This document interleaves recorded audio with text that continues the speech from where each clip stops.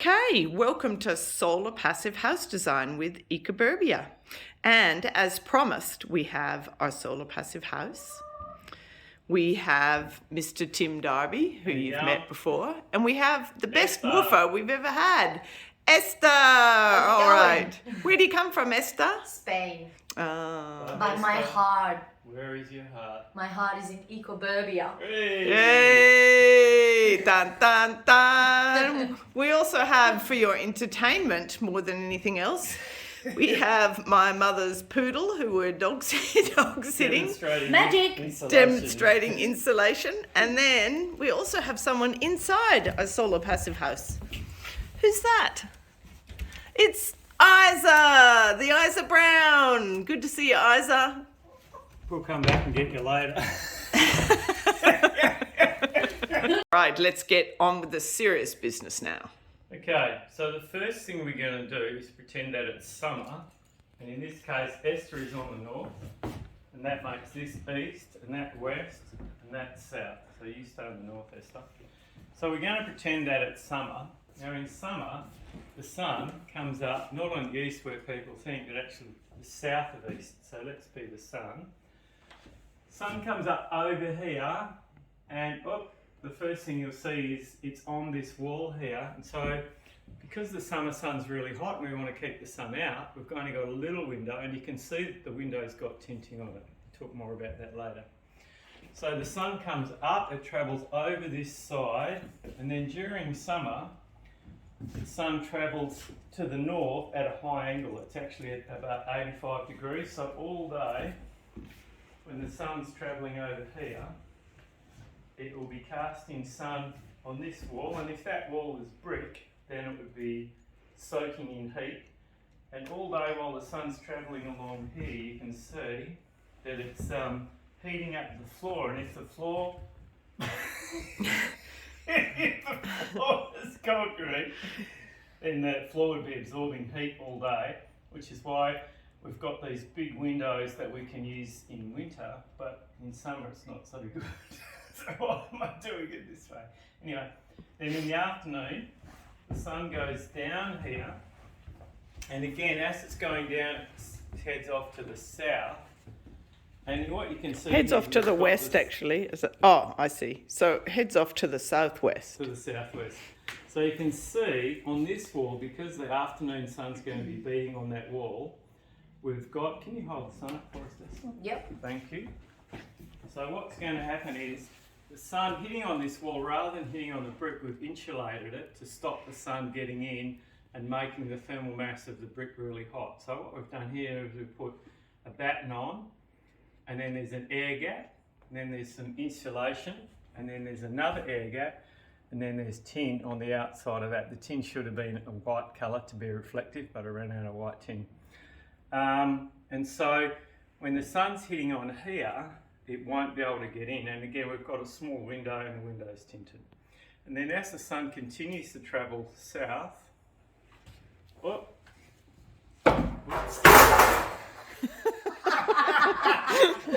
have a deciduous tree. We're chopping trees now. Okay, cool.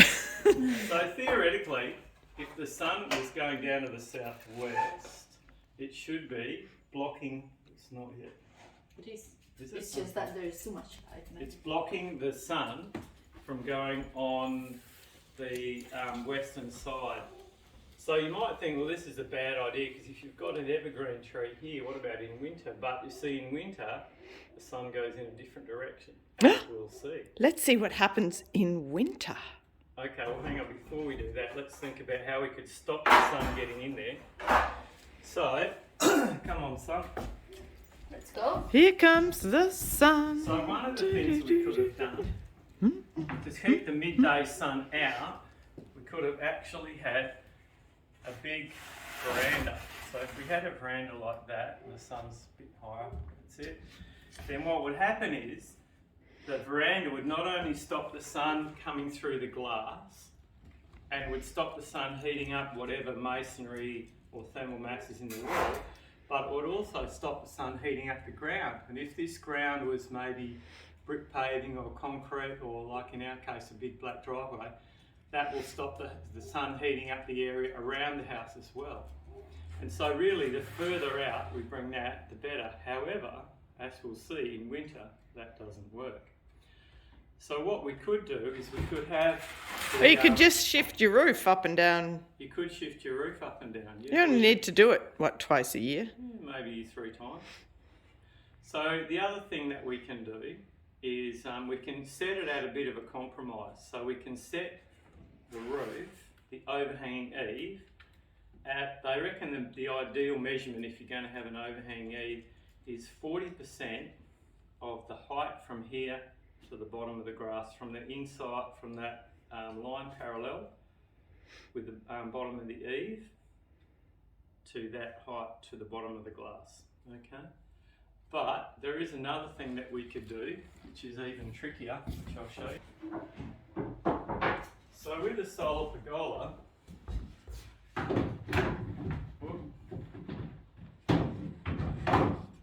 what will happen is the sun will actually not be able to get through the solar pergola, but it will also keep the heat away from here.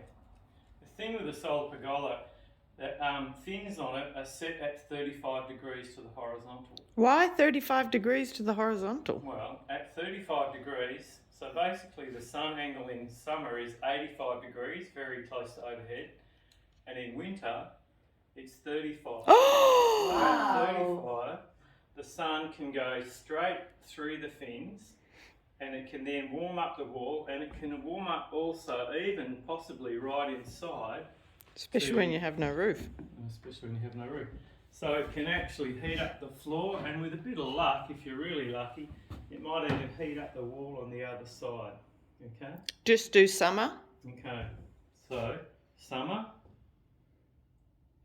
and winter. Excuse me, could we have a ooh-ah from the audience? That's you, Esther. Whoa. Oh. Winter. That's Tim, actually pretty smart. I'm a bit of a plant animal. Is there some sort of alternative? Absolutely. So one of the things you could do is instead of having this, you could have either shade cloth, or you could have a deciduous vine like grapevine, for instance. Or one thing that works really well in WA is Virginia creeper, because it goes deciduous at just the right time. While we're still on winter though, let's think about the kind of shading that we could have over the windows here. So Esther, can you be a veranda over that window? Yep. And if you put a veranda over here, Covering it? up the front like a veranda, yep. So what happens when people put a veranda over their west window, you can see that in the afternoon as the sun goes down, particularly if you're It's not doing anything. Leaves, the veranda isn't really doing anything because the afternoon sun will go under the veranda. This is summer. This is summer. Oh, so it's going to get a bit hot. It will get really hot. So what you need is to have some sort of vertical shading. Like, yep. Like you could have, yeah, that'd be good. Some sort of shade that runs vertical. It could either be a trellis, or it could be a roll down external shutter, or it could be something like that, something that runs vertically, like we did with our evergreen tree, so that it'll stop the sun coming in there in the afternoon. We're going to show you some pictures of some options for you. So Tim, does that mean on your north you need horizontal shade? You do. You need And on your horizontal shade on the north. and east-west you Vertical need shade. vertical shade. Correct. Geez, Well done, I Shane. think everyone should write that down in their little notebooks. It's Okay. really important. Yep. Even for you, Esther, when you're building your van. I will. Okay. So let's think about how it's going to work in winter then. In winter, the sun doesn't actually just come up on the east, it comes up to the north of east. So it comes up over here. And as you can imagine, it comes up and it starts, as soon as it comes up, it starts moving away from the east. That's that thing we were saying, even if you had a bigger window on the east, you wouldn't get a lot of advantage from that. So anyway, the sun in winter, as we said, travels at 35 degrees. So it'll be right down on this angle here. And so all day, the sun, even though we've got a relatively short day, you can see the sun's travelling right through the big windows on the north, onto the floor, and maybe even heating up the masonry on the other side. But eventually, when it goes down over here, there's very little sun getting into the west. So we wouldn't get a lot of heat advantage by having a big window there. And then it goes down over here, and that's the end of that. Okay. What should that floor in that house be made of? Ideally, if the floor's made of something with large thermal mass, like concrete or tiles or bricks or anything like that, basically, then the heat that's absorbed in winter by coming in on the north, once the sun goes down, that heat will re-radiate out. On the other hand, if we keep the sun off it by using a solar pergola or a big eave or some sort of horizontal shade, then any excess heat from your body or the little bit that sneaks in from the sun will be absorbed into the concrete or the brick floor, and it'll keep you nice and cool. So something we haven't talked about is insulation. So let's go and have a look at the roof. So over here, if you can imagine in summer, the sun's almost overhead, so the bulk of the heat's going to be coming from above. So what we've got here is a reflective tin surface, and then a still air cavity here, and as we know, still air is what constitutes insulation. Then we have some fluffy insulation sitting in between the rafters, and depending on the thickness of that insulation as to how effective that's going to be. Now, if you have a cathedral ceiling, so there's no room for cavity or no room for this fluffy insulation, you can still do a similar thing by putting, again, battens, a small air gap, then some insulation, then another batten, and then putting the tin over that. It's not as good as having a ceiling cavity, but it'll be pretty good. That's a pretty big, expensive thing to do. Is it all just a sort of matter of compromise? To a degree. Like if you put the insulation in during the construction, it's actually not that expensive at all, and it would actually save you money in the long term. Yeah, but if you're retrofitting, it might be. If you're retrofitting, the ceiling is the easiest place, and they also say that you gain and lose about 35 or 40% of your heat through the ceiling. Obviously, in summer, when the sun's overhead, the main heat's coming in, and so you want to stop the heat getting in. And in winter, when you've captured all that summer light and heat, then your heat's going to be inside and it'll be raising, and so you want to contain the heat using that insulation. So the insulation works both summer and winter. It's insulation. What about your windows? Yeah, well, that's a good point. Let's take one of these roofs off. Don't try this at home. So, windows can be open and shut in two different ways. Can you grab that other roof off, Esther? So, at the moment, these doors here, they are shut for ventilation, but they're open for the transfer of temperature. So they say that in terms of thermal movement, having a big glass window is the equivalent of having a hole in your wall. So at the moment we can't have wind blowing through there, but let's say it's warm inside and cold outside. The cold will be just penetrating straight through that glass into the house. So what we want to do is, as well as having it shut for ventilation, have it shut for thermal transfer, which we can do by using a curtain. Double-lined curtain. Particularly spotty ones. Yeah, especially spotty on one side and clear on the other. Those are classic Spanish curtains. Yeah. Are they? Yeah. That's Like the Sevillana dresses. Okay. Mm-hmm. Flamenco. Flamenco. Okay. So flamenco curtains. Yeah. So what we do is, at the moment, without a pelmet, what would be happening is the air that is touching the cold glass will be dropping, and any warm air that's up here will be drawn into that vacuum through this gap along the top. So when we put... So you're actually siphoning cold air around your house. Pretty much.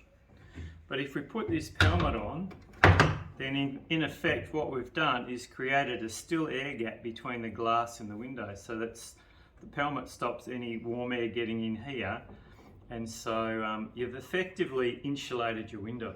So it needs to be to the bottom as much It as needs close to be as you to the can. bottom, and theoretically, if I was a better model builder, it would also wrap around the sides and touch up against the sides. Which there. good curtains always do. There you go. So that's one way of insulating your windows, and the good thing about curtains is you can have them either insulated or you can uninsulate them just by opening the curtains. So obviously in summer what you would do is leave the curtains shut during the day so the heat stays out, and then at night when you want to create ventilation you would open these and you get your maximum ventilation. So to assist in that ventilation, we've got these little windows on the south. So we've got the sea breeze coming from the southwest, which is why these windows are side hung, so that when the wind blows, it can travel. Blow the wind, Esther. Spanish wind. Actually, Spanish. So the wind blows through these, and these windows actually help to catch the wind and funnel it through. So you can imagine if the windows were hung on the other side, they'd actually prevent the wind blowing through. Okay, so you want ideally side hung sashes. And then if you can imagine the hot air in here, as well as being blown by the sea breezes, it's also rising.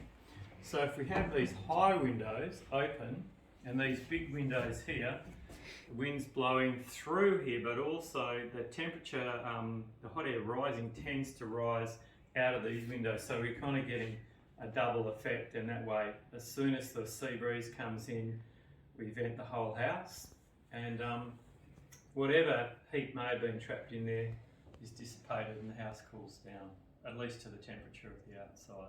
That's really smart, because otherwise the wind will only blow on the bottom part and not That's actually remove all the heat that normally tends to go upwards, right? Yep. Ester's Nice. also an engineer, so she understands heat movement and all that kind of stuff. Yeah, heat transfer Heat transfer. and so on. Are we going to see some sort of examples? In fact, you know what? We will see some examples of some of these things in real life situations. Oh, here is one. Ah. So here we have a curtain. Not only do you get to look at the picture, you get to see this in real life. And then outside here, See the pelmet. you can see the deciduous grapevine, that asset being summer, is actually just starting to come into bloom now. And in fact you can see where the shadow's falling, it's actually keeping this area out here cool as well as keeping the inside cool. Just show you a very clever thing that Tim did with the pelmets. Could you just hop out of the way? Oh, here we go. Esther, just shut that curtain for me, would you? Yep. No, sorry, open that curtain for me, would you?